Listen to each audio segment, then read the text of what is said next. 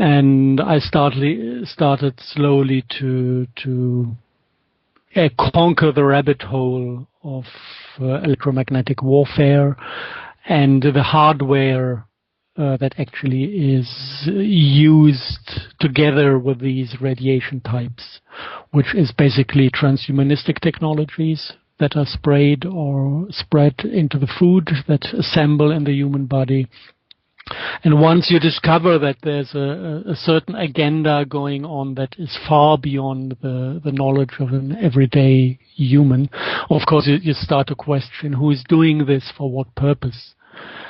And this is where it might meet more your types of topics, because this is only partly a human agenda. They always give us bits and pieces of profit to share. So there is a human agenda in these things on multiple levels. But the core agenda, the core plot dates back earlier, before humans became a technological race. So there's quite a bit of manipulation and multidimensional setups involved into this. And for me, kind of the big plot we are facing on this planet now is an external attempt to get rid of the human souls and turn humanity into a bunch of biorobots. So this is one plot, and the other plot that comes on the divine end is to prevent that from happening. Okay. And help humanity to get back to her real spiritual existence, abilities, full self. Why would something else, if you want to call it alien, that's just the word we're using right now, but if you wanted to call it that, why would that want to interfere with our evolution? How would that help them? Okay, this is a very big and old story. And before we can really grab it, we have to understand a little bit about the biophysics of planetary biospheres. If you look at the human setup, you've got the human consciousness. Just imagine the human spirit as a toroidal field. Sure. And the main torus actually is the human spirit or light body or whatever you want to call it. But because it's a torus, there's space in this internal funnel.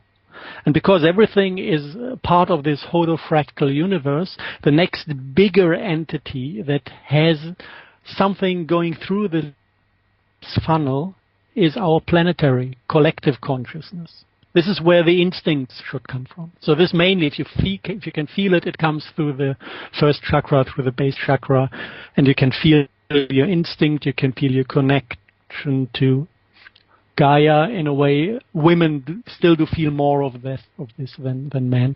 And then inside the planetary funnel, you've got the next level, which we call source. It's most of the people would say God, but this is very much into the Christian or Muslim or world religion context. For us, it's just source. It is the biggest spirit enclosing everything in our universe. Yeah, it's a bit more complex because the source system is a 12-star system, and the material plane that it created is a 5-star system, and between the 12 and the 5 there's no resonance. This is why the 5-star pentagram is kind of the symbol of the dark, because they are consciousness that derived itself from the material in a way. It's non-connected to the source system. This was actually meant to be the core structure of the material plane. Like if you look at our solar system and analyze the harmonics and subharmonics of the planetary motion patterns, it's all based on the 5-star. Yeah, just let the planets draw lines, you will see the 5-star rotating in our solar system. So this is kind of the basic. It's also call it, if you want to, duality between the spiritual realm and the material plane. It's 12-star, 5-star without internal resonance that makes it possible for consciousness to experience material plane as something alien. Yeah. Agriculture, if nobody eats the crap from the supermarket anymore because it's poisoned, yeah, completely poisonous to humans. The reason why we can't hear our spirits talk anymore is that we overload ourselves with toxic chemicals in the food. It's giving you a hell of a noise in your entire system, and nothing works the way it should work. And this is intentionally done to us. But we do have the possibility to say, no, I stop eating that crap. I go back to full-scale bio-food. And then just by doing that choice, the entire agriculture that is destroying the agricultural part of the planet will have change to bio because nobody buys the crap anymore. This would change.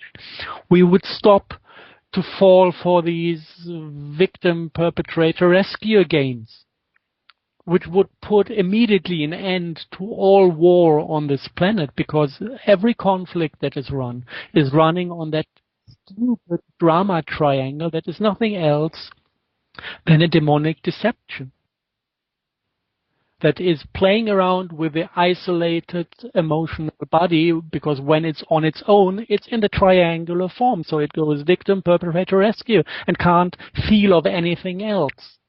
And if you pull that back into your heart consciousness, it's embedded in the 12th star, and then it doesn't make sense to be the victim. It doesn't make sense to be the perpetrator, and it doesn't make sense to be the rescuer as well.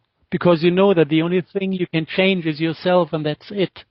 And then you change yourself and you become something that shines for other. And then they can see, oh, I like that shine. I like that expression of life. I want to become like this. And then the other one can make the decision to change himself, discovering the inner teacher, discovering the inner healer. This is what happens outside of the drama triangle. With the drama triangle, you get into the new age crap. You know, that everybody's healing the other one, and nobody gets healed at the end because it's all deception. Yeah, everything would change.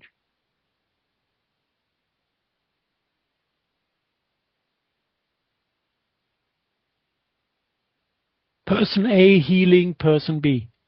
It doesn't work. It never worked. It will never work. You can inspire. Inspiration is real.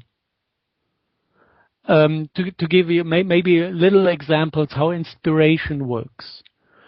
I remember one evening lecture, and I remember two people after the lecture coming to talk to me in private. The first one was a lady. She said, actually, I came with 1,000 questions I had. And when I entered the room, all my heart told me to do was I was sitting with a chair to the wall.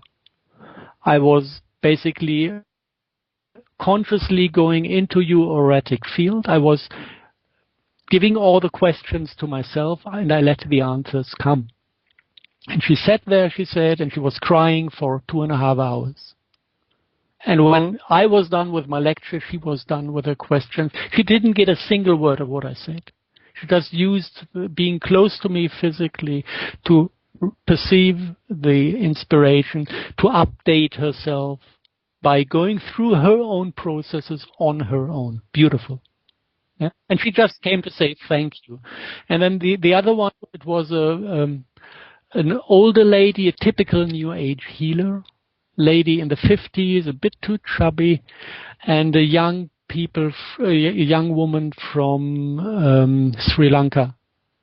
Beautiful, good energy. And the old lady talked to me in the name of the young one. Yeah, my friend has a problem. First thing for me was to say, who are you? If she has a problem, please, she talks to me. Because if she doesn't talk, I have no permission to act.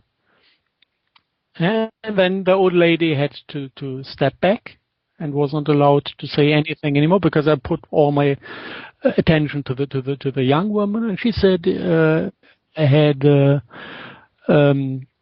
very, very cruel childhood in my home country. We were in civil war. 3/4 of my family got killed in the most cruel ways you can imagine. I was witnessing it all. And I had the luck to survive by fleeing to Germany. But there's still a lot of trauma and issues on the family level of the spiritual world. And I just looked at her and I told her, as it looks like you're carrying the burden for your entire family. And I asked her, do you feel that you are strong enough to carry this burden? Because apparently you agreed to take it over and survive. Do you feel strong enough to carry it? Whoosh! And she opened up like a blossom and she realized, I'm strong enough. Problem gone. Yeah. Yeah. Instead of struggling in the victim role, oh, what happened to me? What happened to me? Whoosh! Yeah. Yeah. Here I stand because I could see that she had the ability to carry and dissolve all this for her family. Yes, yes. So why should she be in a victim role? Yes. She's in Germany, she's fine, she survived, she can do it. Exactly. And the second thing was, and when I came here, I was so insecure, I didn't know the language, so I fell for a guy that went into abusive patterns. Yeah, right, and I'm still struggling to get free from this relationship. Yeah. And while she was telling this, you could clearly see her voice breaking away into this victim again, into this victim voice thing. Mm-hmm. And all I had to do is, there it is. Mm-hmm. Do you recognize the victim in your voice? Mm-hmm. Do you really want to live this? Mm-hmm. It's your choice. If you want to live this, live it. Mm-hmm. If you don't want to live it, go out of the drama train. Full stop. Yep. And there was nothing more to say to this girl. No. To just give her the power from inside to completely stand up into self-responsibility. What was I saying to you? My support for people doing that. You know, if you can get that life coach and take responsibility, give that energy back to someone else as to take responsibility. You know, whether that comes from a channel entity, whether that comes from a psychic reading, but if it's that kind of direction where it gives you your power back, which is what we're demonstrating there, isn't that what we're here to do, to be of service to people like that? Yes, it's exactly. But if you look at the realities happening, other things happen. Yes. Like you've got those healers who say, I take away all your pain from you. Bullshit. Yeah. She's there to process it. Or let's give the pain back to your ancestors that died in Sri Lanka. It's theirs. You know, typical New Age thing. Whatever, messing up with the system on all ends to not make people grow. Well, what do you think about people that can place their hands on people and give them healing? Where it's for example, someone's suffering from such a chronic bad back, and a healer can come along, put their hands on, and it just puts some energy through their body that just alleviates or just takes the pain level down. Now, there are people with those abilities as well. Hands-on healing. I used to do that. When I didn't get my understanding of things, I used to do a lot of that crap, and it's completely detrimental in most of the times. I remember, let's honor the one who taught me, Harald Westbecher, German guy working in Great Britain. He used to be a healer as well in London for a couple of years, and he realized that people were praising his abilities, but they always came back with the next disease. So he said, oops, if I would be a healer, or the people I heal, they wouldn't come back to me. And he got angry about himself and what he did, and then he turned his ways a little bit into another direction, and when somebody new came, and he said, I would like to be healed, the first thing he asked was, what for do you want to be healed? What do you want to have changed in your life that you think that you deserve this healing?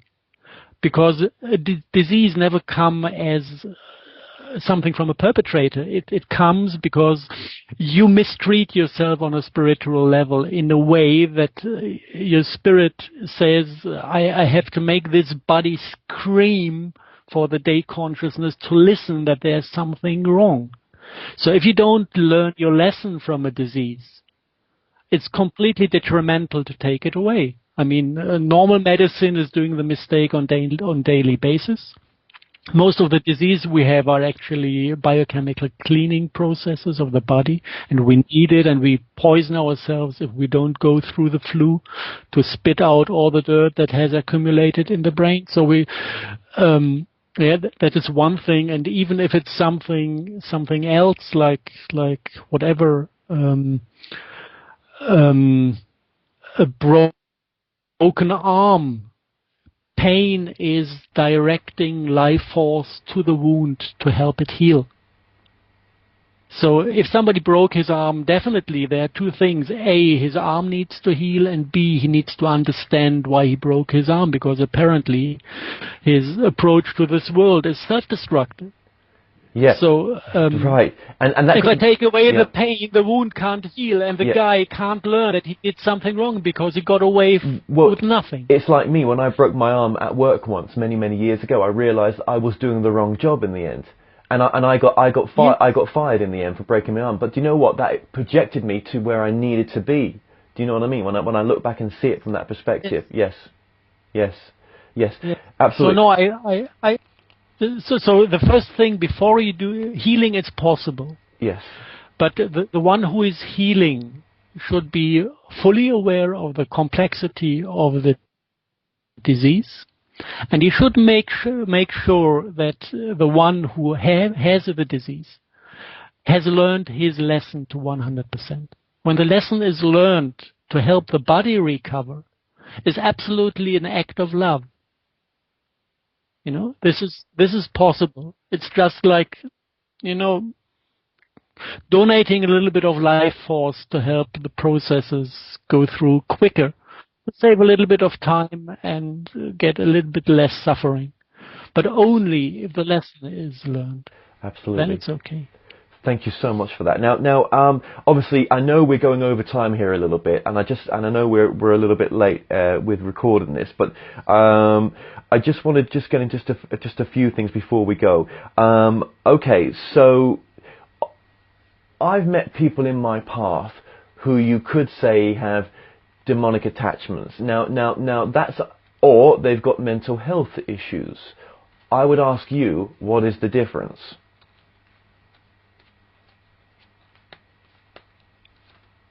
Because obviously, there's part of me that says, living in this reality, that the brain can go faulty and we can have, mental health issues. But when we look at a mental health issue person, sometimes the way they're acting, it's almost like there's some demonic bloody force that's around them, controlling them, in a sense, with the way they do things. It's difficult to answer because things change. Yes. The person changes. Everything is changing continuously. So the question is giving me a little bit problems to accurately answer it. Maybe a good thing is to describe the biophysics of a demonic attachment. Yeah. If you take a fully healthy person, just imagine kind of a bunch of colored rubber bands, these rubber rings you use for, and this is your heart, and all the rubber rings are here, and the blue ones go a little bit to the top, forming your mental body, and the red ones go to the bottom, and then you have the orange ones, but it's all the rings, all the rubber rings go through your internal funnel of your heart chakra. And then you experience something that is too painful to experience for your day consciousness. And what happens is that those rubber rings pop out and form an independent unit that is not within the heart consciousness anymore. So you can have basically an independent mental field that doesn't go through the heart anymore. And this is what happened in early history, that actually as a race we were completely destroyed in our natural structure by pulling all these rings out and putting them into a separated mental field and emotional body that then struggle for in a hierarchy for dominance. Yeah, am I emotion driven or am I mind control? Not mind control, but in control from my mental field, a rational person.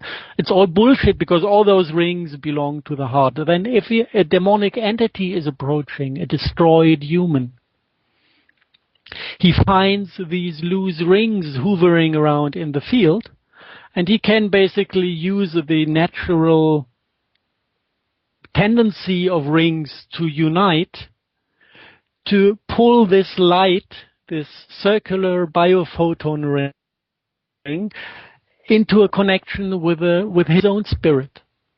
And then basically you get a wrong connection to an entity that shares consciousness with you.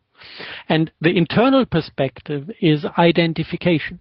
This is how it works. For example, if my parents are beating me up, and when I try to rebel, and because being beaten makes me angry, they beat again until I don't feel my anger anymore. Then this anger, the ability to feel anger, is excluded from the heart. But it's still there. It's stuck somewhere in your intestines as a circle that goes there in circles. Then a demon that is specialized on anger can come and basically connect to this bunch of lost biophotons and start to somehow interact with it. So this is how it gets in. And then suddenly, because it's getting stronger and it has the ability to act out of you, what your mind gets is a kind of offer. Yeah, the demon says, I can make you angry again to protect you from further violations. And then the day consciousness says, oh, finally, I'm not the victim anymore, because with this anger, I have the ability to protect myself. And he agrees into an identification with his own anger plus the demonic entity that managed to revive it. If you want to get rid of it, you need to realize, A, my anger is my anger, and it's good. It's part of my system. It is a potential that is there to protect me. I need to carry this potential in my auratic field to tell other people I'm not a victim. Yeah. And then he needs to de-identify from the demon, which means reject the services, which means come back to full self-responsibility for all my actions. And then you get into this win-win situation when the demon tries to play you, tries to pull you into social interaction where he is needed by provoking or doing whatever. Then he is exposing himself as an external entity. When your decision is made in the heart, you want to get rid of the entity. If he moves, he becomes visible.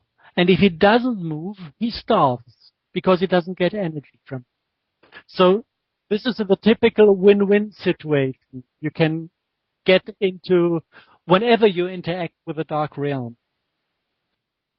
Yeah, it's either they starve or they expose themselves. Yes, absolutely. There you go. Well, thank you very much just for that explanation there as well. And I know we're kind of getting to the end here as well. And, you know, I may have to get you on for another show in the future because I know you've got other things to do today. Just very briefly as well, can people contact you? I mean, do you do certain...